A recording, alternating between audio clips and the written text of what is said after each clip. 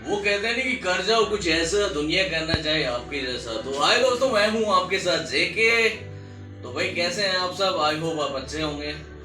तो भाई वो कहते हैं ना कि एक बार एक गरीब परिवार का लड़का जो कि सरकारी नौकरी के लिए तैयारी करता है, कुछ परीक्षाएं दे चुका था, कुछ परीक्षाएं बाकी थी। एक दिन खुशी की बात हो गई, लड़के के पास इंटरव्यू कॉल आया। लड़का खुश हो गया, लेकिन एक प्रॉब्लम थी, उस लड़के के पास पैसे नहीं थे। क्या करे बेचारा? शहर का खर्चा, पढ़ाई का खर्चा, दोस्तों से उधार भी ले रखी थी, वो भी नहीं चुका है, और मांगेंगे तो शर्म आएगी। तो लड़का सोचता है कुछ ना कुछ कर लूंगा।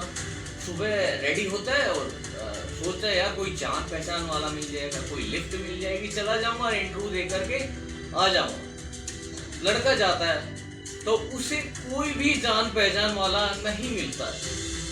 लड़का हैरान, परेशान, निराश। पास ही में बस स्टैंड के बाहर मंदिर है, तो सोचा यार एक बार ऊपर वाले से ही कुछ मांग लेता हूँ कि यार हर काम में मेरे है ना टांग अड़ा देते। तो वो जाता है, तो हे ऊपर वाले, अब तो आप ही मुझे बचा सकते हो ये। लड़का जाता है। जब लड़का सीढ़ियों से नीचे आता है तो पास ही में एक भिखारी बैठा होता है।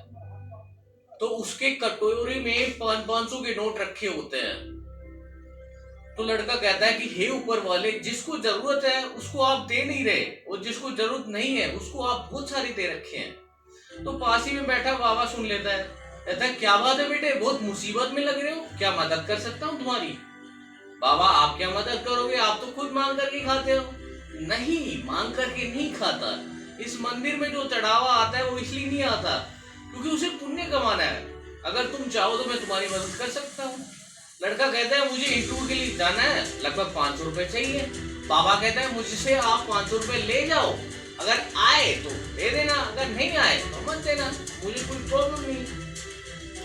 लड़का उसकी बात से एग्री होकर जाता, लकीली इंटरव्यू में पास हो जाता है और उसे जॉब लग जाती है।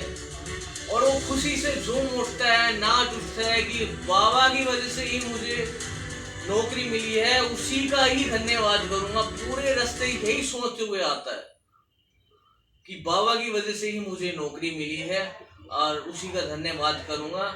और जब जाता है तो क्या जाता है कि वहां पे बहुत सारी भीड़ इकट्ठा है।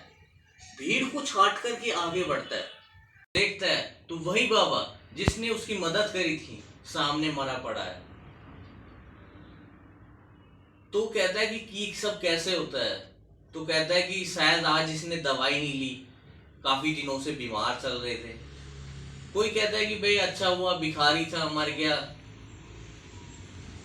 तो इस कहानी से, इस शिक्षा से हमें यही मोटिवेशन मिलता है कि हमें एक दूसरे की मदद करनी चाहिए और मदद करते हुए आगे बढ़ना चाहिए। हमें वो कहते हैं नहीं, कर जाओ कुछ ऐसा दुनिया करना चाहे आपके जैसा। तो थैंक यू सो मच, आपसे विदा लेता हूँ और एक बार फिर आऊँगा एक अच्छी सी नई स्टोरी लेके।